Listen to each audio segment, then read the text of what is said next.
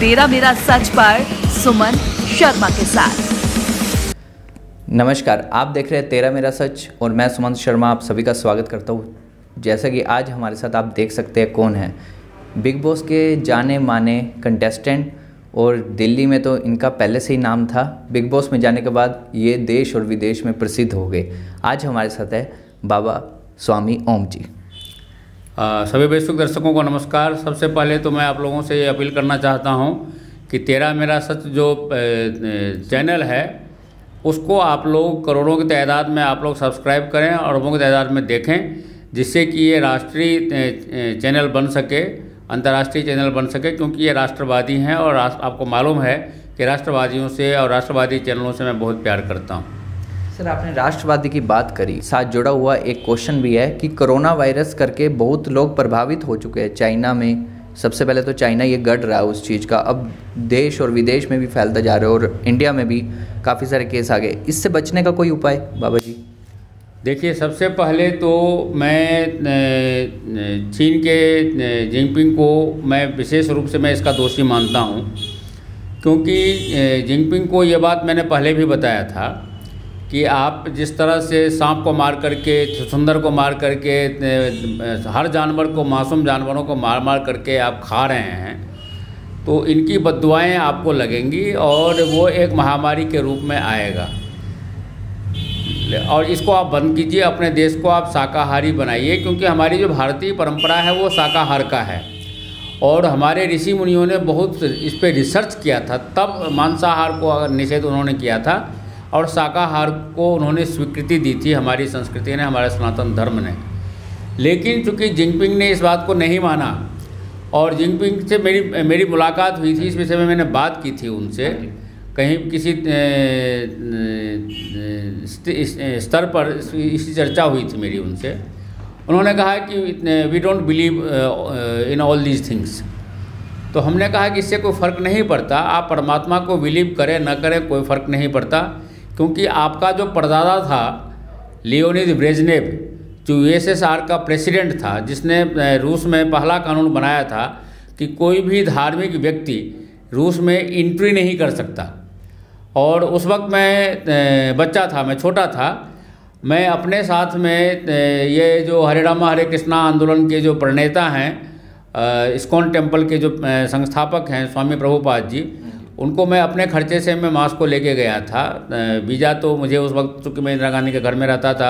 आपकी इतनी हिस्ट्री हम पूछना चाहेंगे, इतनी आप हिस्ट्री आपको कैसे पता है इतना सब कुछ? देखिए, जाहिर सी बात है, मैं उस ज़िंदगी से गुजरा हूँ। मैं आपको वही बता रहा था कि इनका तो परदादा था, वो इन्होंने तो कानून नहीं बनाया। इनके देश में अभी तक जो लियोनिद ब्रेजनेव ने बनाया था कानून, वो कानून इन्होंने अभी तक नहीं बनाया।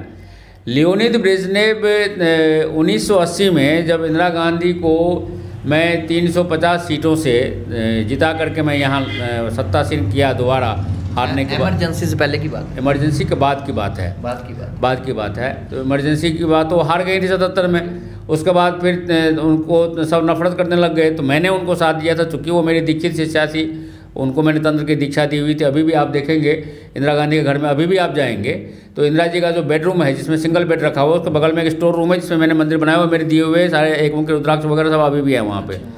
तो उस वक्त जब इंदिरा जी 80 में सत्ता में आई तो शिवरात्रि का दिन था। ये 14 जनवरी 1980 की बात है।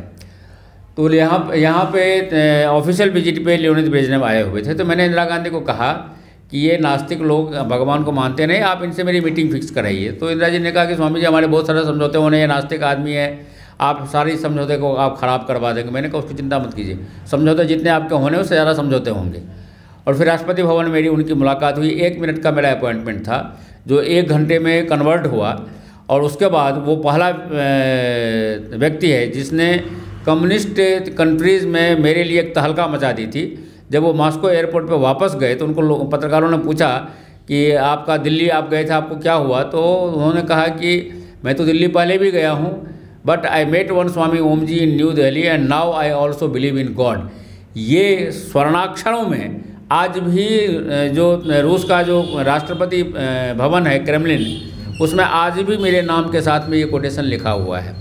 और वहाँ से हमने मेरे जो संत थे, ये घटना घटने से पहले मैं जब गया था मॉस्को में और प्रभुपाद जी मेरे साथ में गए थे, तो हम लोगों को एयरपोर्ट पे ही हमको अरेस्ट कर लिया गया था। और मॉस्को में और उन्होंने ये कहा, अरेस्ट मतलब किसी अपराध में नहीं, उन्होंने कहा कि हमारे देश में धर्म प्रचारक अलाउ नहीं है, इसीलिए जितने दिन का, मेरा 7 दिन का वीज़ा था, स्वामी जी का भी 7 दिन का वीज़ा था। कुछ देशों में है ऐसा। हाँ, तो उससे कुछ ही पहले उसने ये कानून पास किया था लियोनिद ब्रेजनेव ने। उस वक्त USSR था, अब रसिया है।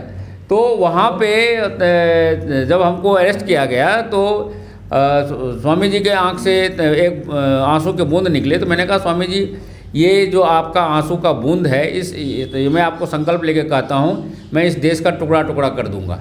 और वही हुआ, वो सब आपके सामने है। तो गोरबाचेव जिसको मैंने राष्ट्रपति बनवाया, उस बड़ी लंबी कहानी है। लेकिन मैं कह रहा हूँ, लेकिन कोरोना से, हाँ सुनिए, कैसे, लेकिन मैं वही कह रहा हूँ, लेकिन वही कम्युनिस्ट, उन्हीं को तो ये फॉलोअर है। ये जो चाइनीज कम्युनिस्ट पार्टी के जो लोग हैं, उन्हीं के तो फॉलोअर हैं। कम्युनिस्ट पार्टी तो USSR से ही क्रिएट हुआ था। तो खैर के बिना गति नहीं हो पा रही है, सारे फ़ोन भी वहाँ से होते हैं, आयात निर्यात भी। सुनिए, अब उसमें क्या हुआ, जिनपिंग से जब मेरी बात हुई, जो चीन के राष्ट्रपति हैं, तो उन्होंने ये कहा कि स्वामी जी, हम लोग परमात्मा में और गॉड में बिलीव नहीं करते हैं, और हम आपकी बातों पे हम यकीन नहीं करते हैं, कुछ नहीं होने वाला है। लेकिन जब हुआ, उसके बाद भी मैंने उनसे बात की टेलीफोनिकली। मैंने उनसे ये कहा कि मैंने आपको पहले सावधान किया था, आप नहीं सुधरे। अभी भी यदि आप मुझे संकल्प दे दें तो मैं अनुष्ठान करके आपके देश से कोरोना वायरस को हमेशा हमेशा के लिए मैं ख़त्म कर दूंगा।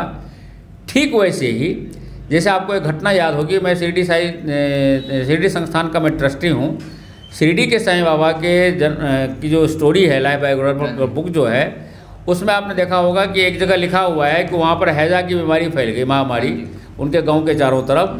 तो उन्होंने आटे से अपने गांव को किलित कर दिया, सर्कल बना दिया, जिससे उस गांव में वो हैजा नहीं गई, बाकी जगहों में रहा। ठीक उसी तरह से वो तो एक उस वक्त तो उनकी वो परंपरा थी। हमारा जो तंत्र है वो बहुत डेवलप्ड है, और तंत्र के बारे में कहा गया है कि tantra can change even destiny also, जैसे कि मैंने इंदिरा गांधी का भाग्य बदला। इस चीज़ से बच्चे कैसे, क्योंकि है ना, लोग कहेंगे कि बाबा स्वामी जी तो खो गए अपनी बातों में, कि हम ये चाहते हैं कि कोरोना से कैसे बचे, क्योंकि लोग शॉर्ट में। मैं उसी पे आ रहा हूँ। कोरोना से बचने का एक ही रास्ता है, और वो रास्ता ये है कि देखिए, डॉक्टरों के इलाज से ये ठीक होगा नहीं, वायरस को फैलने से रोक पाएंगे नहीं। एक ही रास्ता है, जिस कंट्री के राष्ट्रपति और प्रधानमंत्री मुझे संकल्प दे देंगे कि मेरे देश को आप मुक्त कीजिए कोरोना वायरस से, उस देश का सारा जो वायरस है उसको मैं दैवी शक्तियों से मैं ख़त्म कर दूंगा, और आगे मैं उसको बढ़ने नहीं दूंगा। वो देश मुक्त हो जाएगा। ये एक्सक्लूसिव पूरा ख़त्म हो जाएगा, कि देश नहीं ख़त्म हो जाएगा, उस देश का कोरोना वायरस ख़त्म हो जाएगा। कोरोना वायरस देश को ख़त्म करूंगा मैं। हाँ जी। मैं तो कोरोना वायरस को ख़त्म करूंगा जो इंसान को ख़त्म कर रहा है। तो इस बात को आप हाईलाइट कीजिए कि सिर्फ नास्तिक बनने से तो देख ही लिया कि नास्तिक बनने का दुष्परिणाम क्या हुआ। और चूँकि चीन मेरा दुश्मन है, मतलब मेरे भारत का दुश्मन है, मेरा जमीन हड़प करके बैठा हुआ है। आपने कहा कि अभी कि नास्तिक बनने का कोई वो नहीं है, कि सारे शुद्ध शाकाहारी बन जाए, सारे शाकाहारी बन जाएं, वो तो बनना ही पड़ेगा। वो तो चीन ने भी अब नया कानून बना दिया है, मांस भक्षण पे चीन में भी रोक लग गया है। मजबूरन में उनको करना ही पड़ा ना। जो बात मैं कह रहा था पहले, बात मेरी बात मानते तो ये नहीं, ये स्थिति नहीं आती। बिल्कुल सही, मैं रोकना चाहूँगा। टीवी पे दिखाया गया था बाबा ओम स्वामी ने नॉन वेज खाया, बिग बॉस में आपको भी पता है।